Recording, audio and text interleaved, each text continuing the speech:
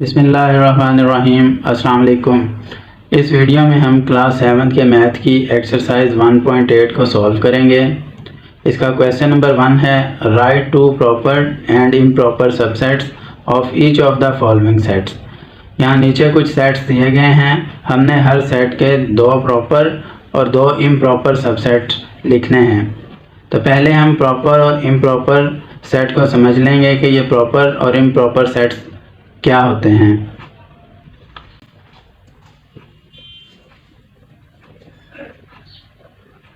Proper subset क्या होता है?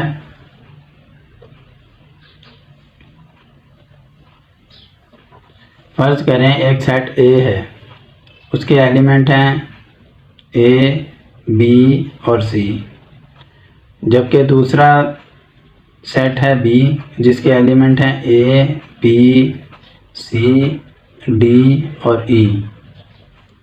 जब सेट ए के तमाम एलिमेंट्स सेट बी में मौजूद हों और बी का कम से कम एक एलिमेंट सेट ए में मौजूद ना हो, तो हम ए को बी का प्रॉपर सबसेट कहेंगे।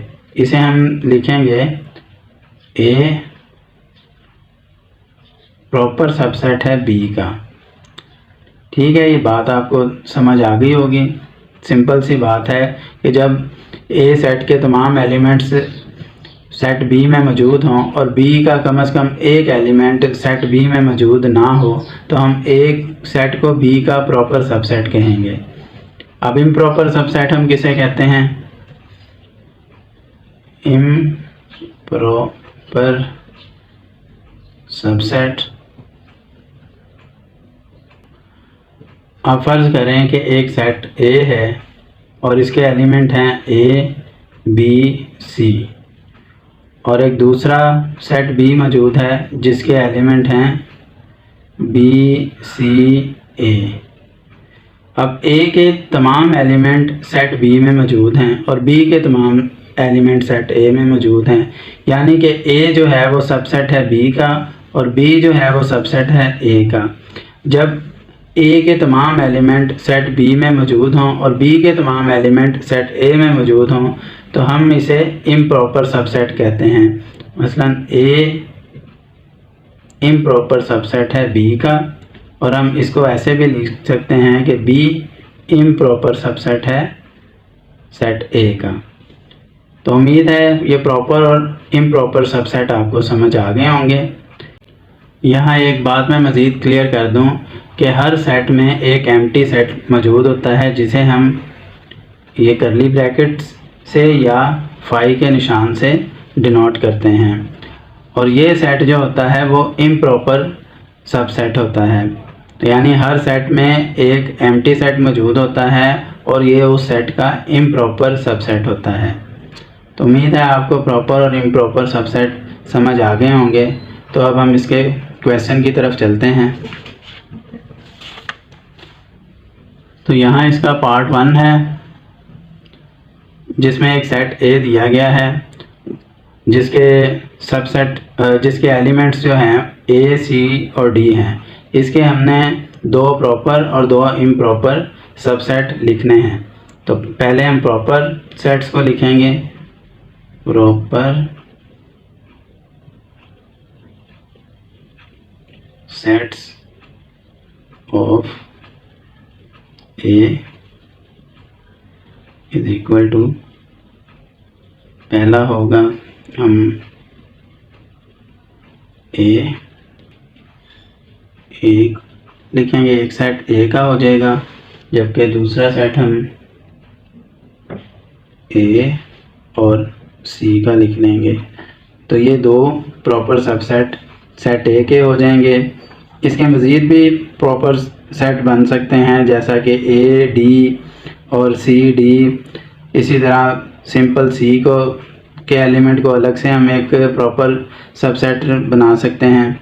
इसी तरह डी को भी हम प्रॉपर सबसेट बना सकते हैं, क्योंकि उसने 2 प्रॉपर सबसेट हमें लिखने को कहा है, तो यहाँ हमने 2 प्रॉपर सबसेट लिख दी हैं। अब हम इम्प्रॉपर सबसेट लिखेंगे।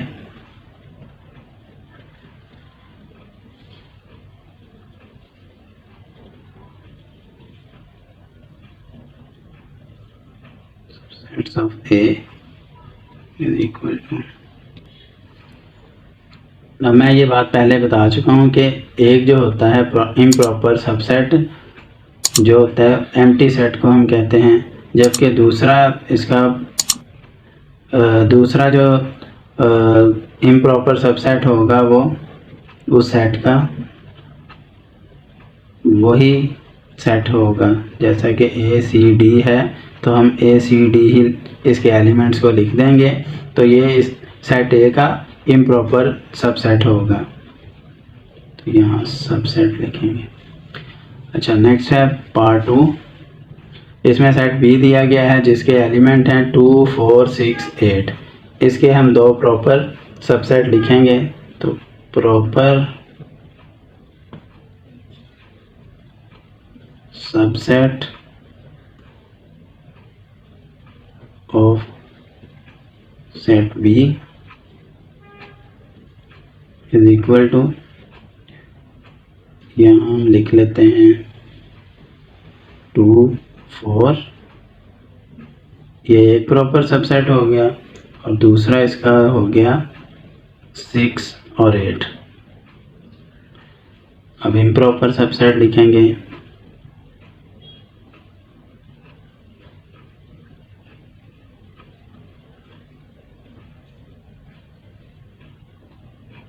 यहाँ सॉरी सेट बी है तो बी लिखेंगे।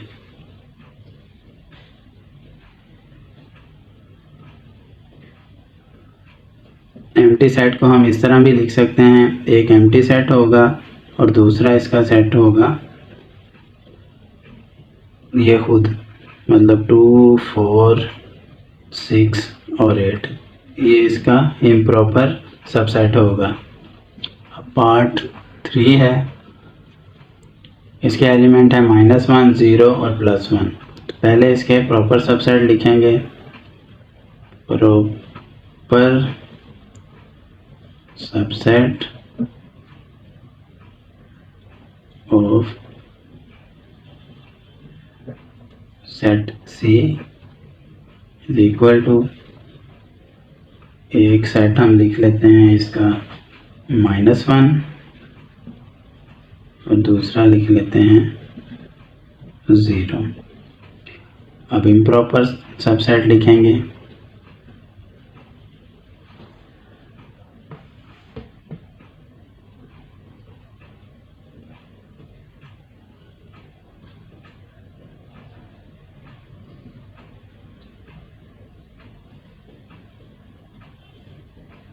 इम्प्रॉपर सबसेट क्या होंगे, एक तो एम्प्टी होगा और दूसरा ये खुद होगा, -1, 0 और +1।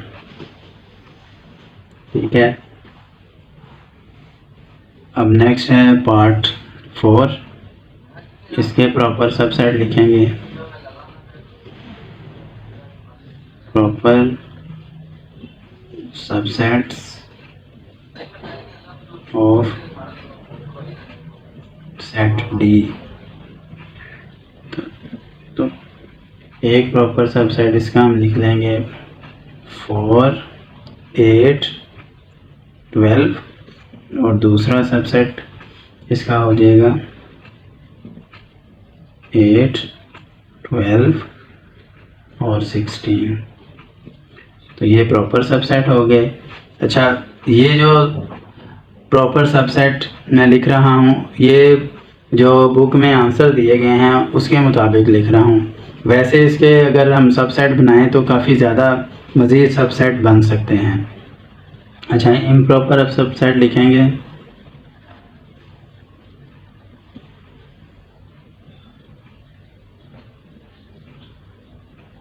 Of set D.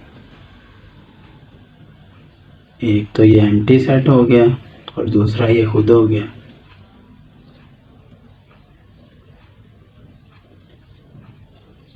Her set जो है वो अपना ही इम्प्रॉपर सेट होता है। ठीक है। अब इसका पार्ट ई है, इसके proper subsets, proper subsets of set E equal to,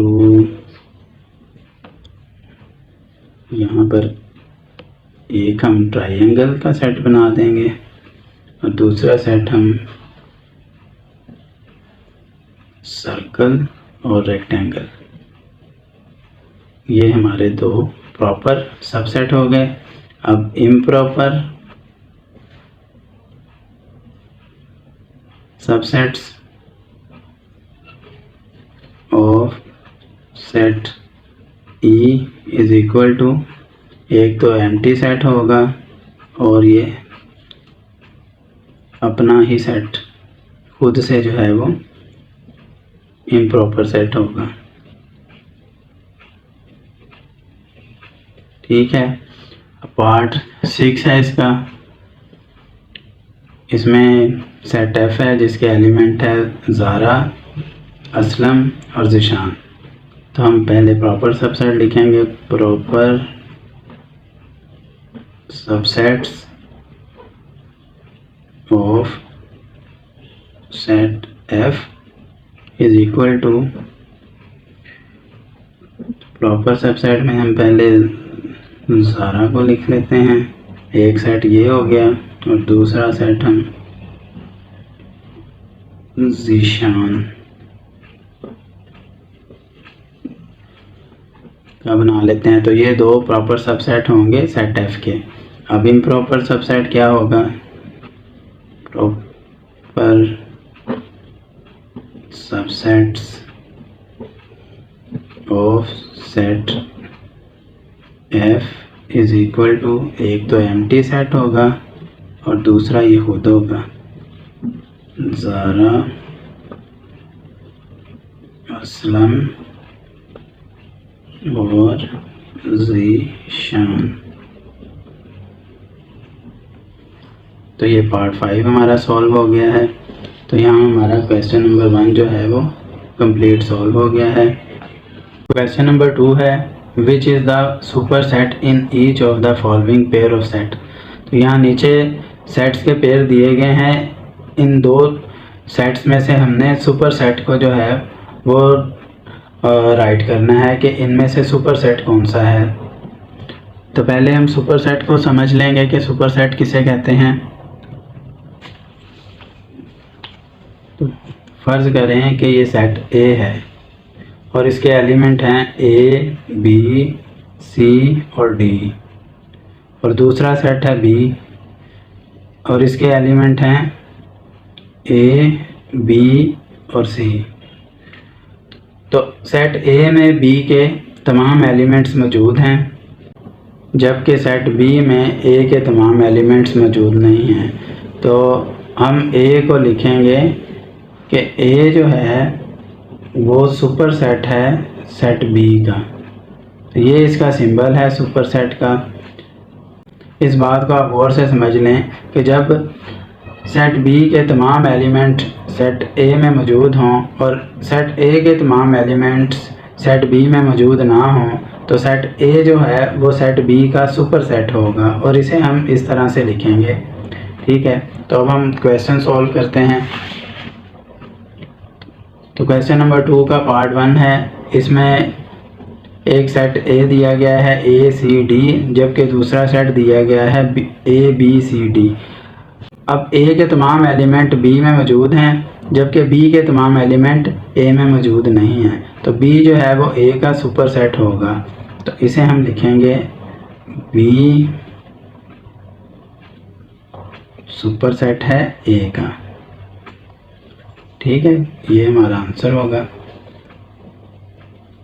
अच्छा, नेक्स्ट है पार्ट 2 इसका।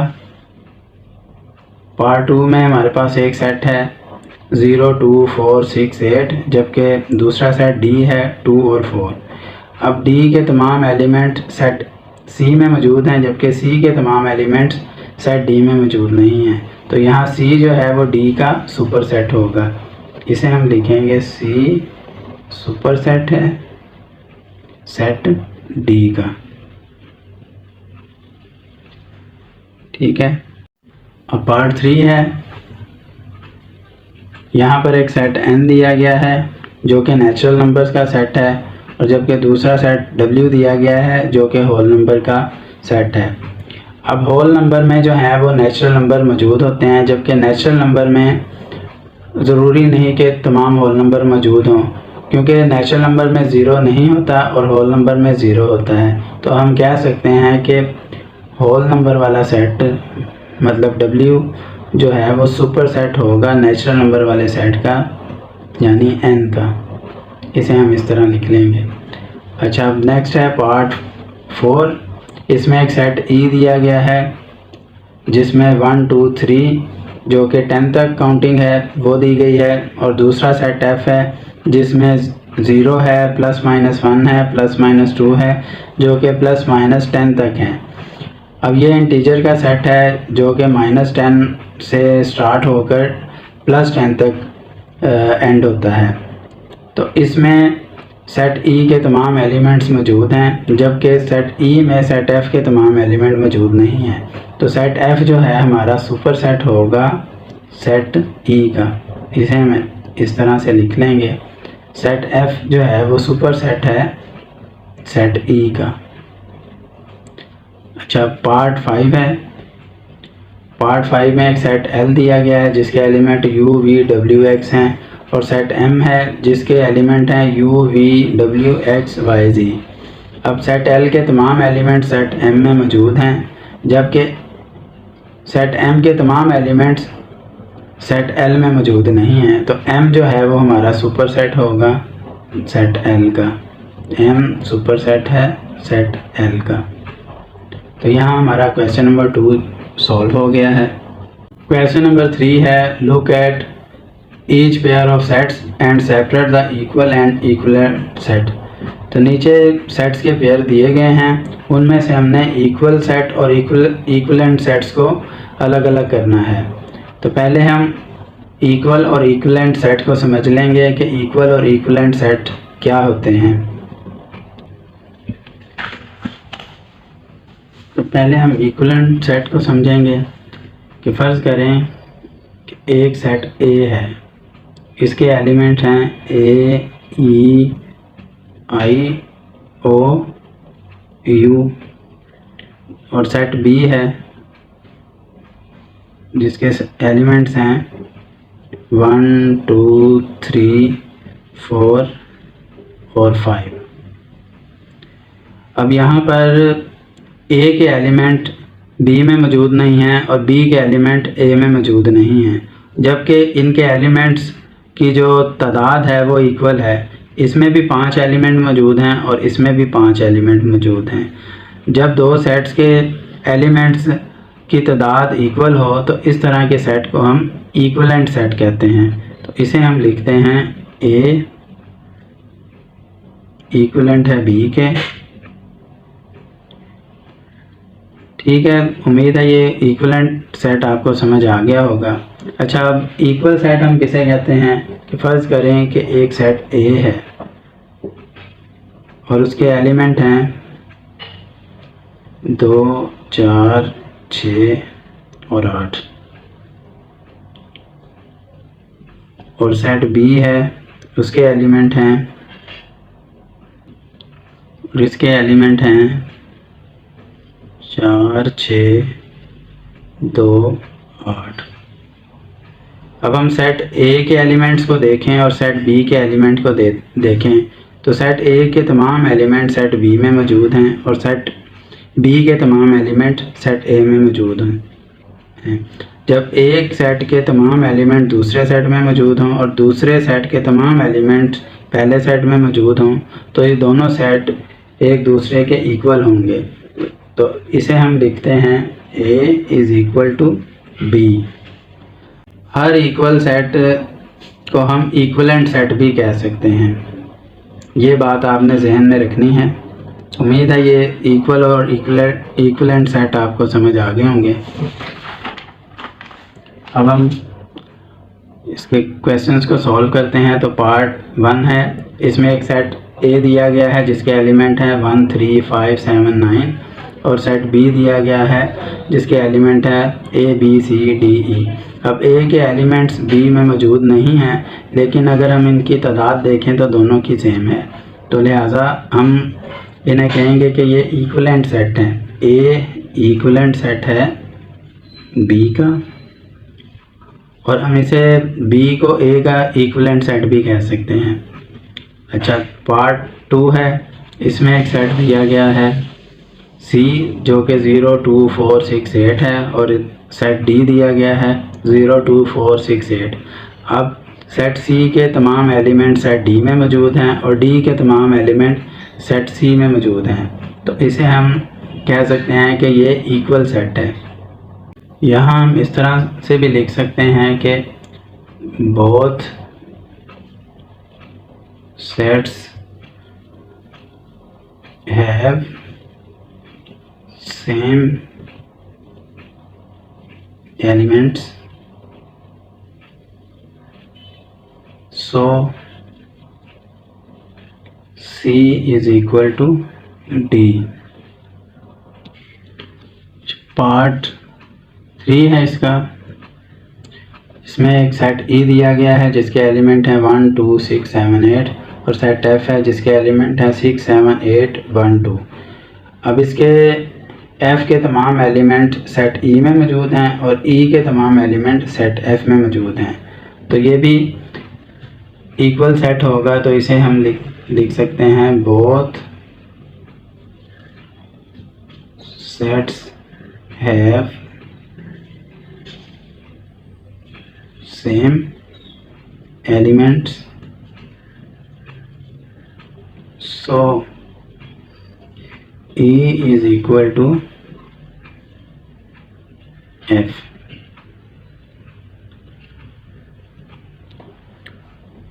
क्वेश्चन नंबर 3 का पार्ट 4 है।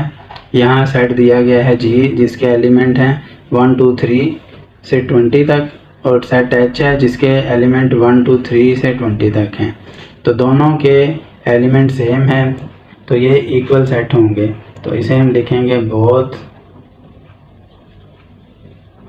Sets have same elements, so G is equal to H। ठीक है।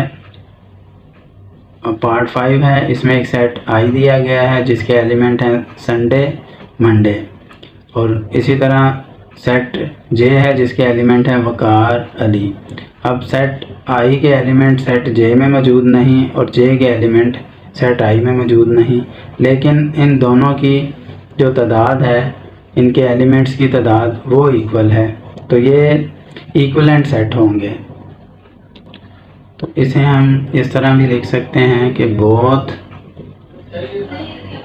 Sets have same number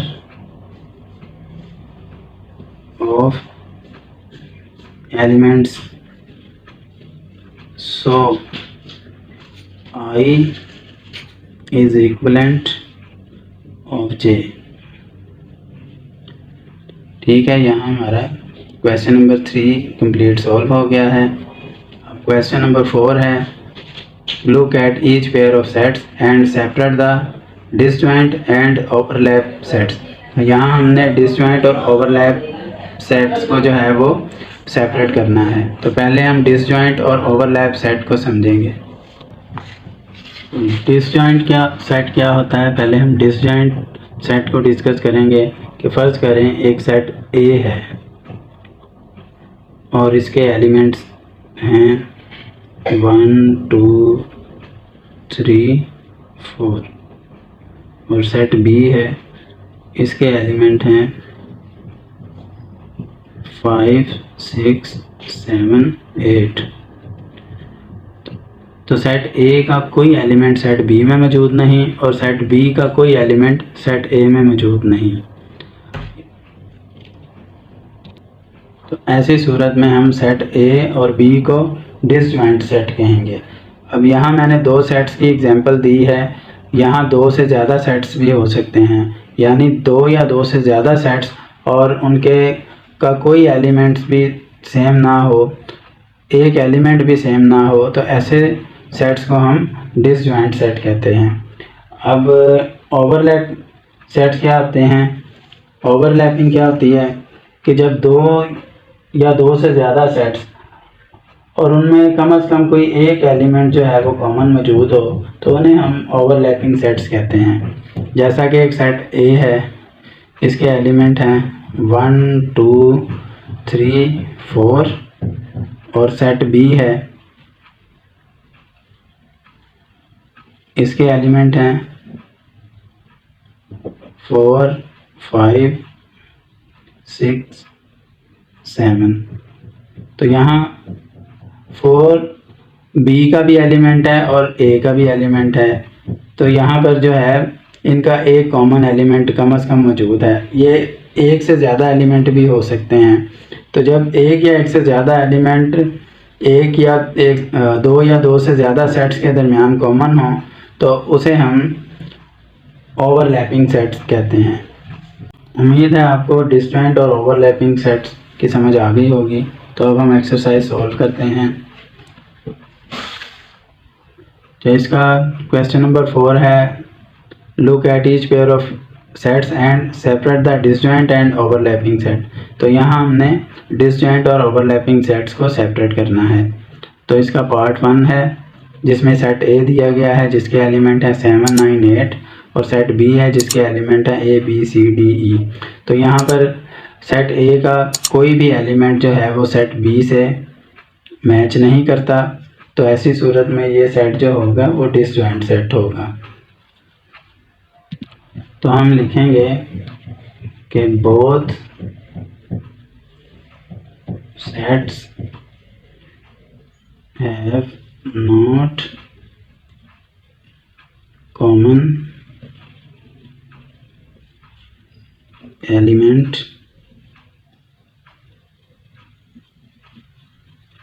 so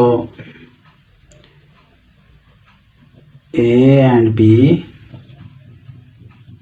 are disjoint।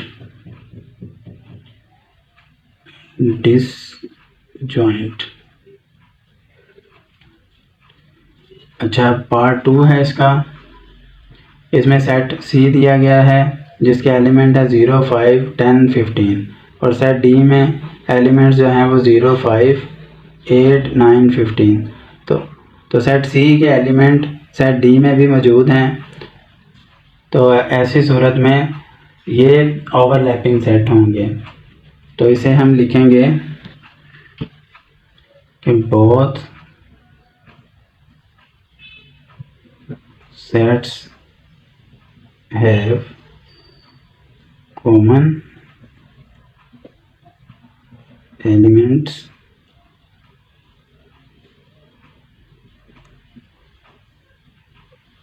so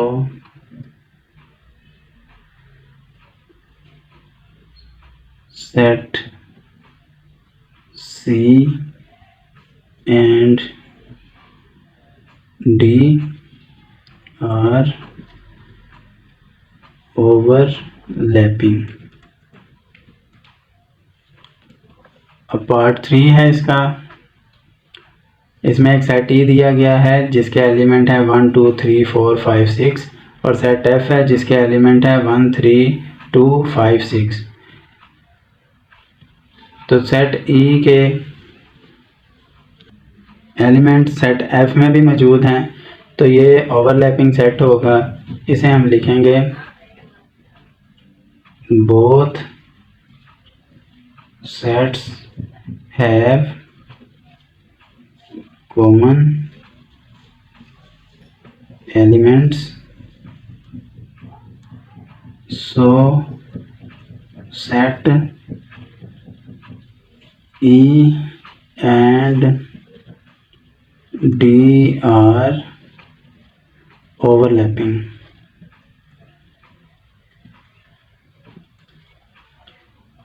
अब part 6 है इसका। इसमें सेट P दिया गया है, इसके एलिमेंट हैं 2 3 5 7 11 और इसके एलिमेंट सेट Q के एलिमेंट हैं 4 6 8 9 10 12। तो यहाँ हम देखेंगे कि सेट पी के जो एलिमेंट हैं सेट क्यू में कोई एलिमेंट भी मौजूद नहीं है, तो ऐसी सूरत में सेट पी जो है और सेट क्यू जो है वो डिसजॉइंट होंगे। तो हम यहाँ लिखेंगे both sets have not common elements, so set P and Q are disjoint। Part 5 है इसका। यहाँ सेट G दिया गया है जिसके एलिमेंट हैं x y z, और एक सेट H दिया गया है जिसके u v w x y z elements हैं। अब सेट G के एलिमेंट सेट H में मौजूद हैं, तो ये एलिमेंट ये ओवरलैपिंग हो, सेट G और H जो है वो ओवरलैपिंग होंगे। तो हम यहाँ लिखेंगे both sets have common elements, so set G and H are overlapping।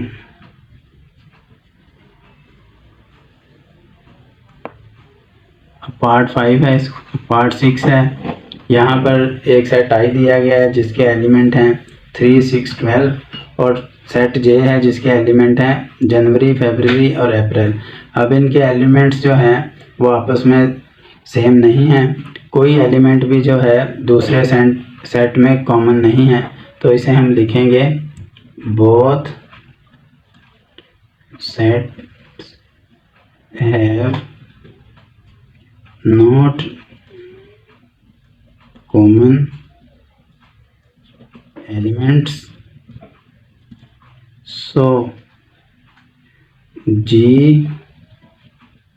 so I नीचे लिख लेते हैं, so I and J are overlapping।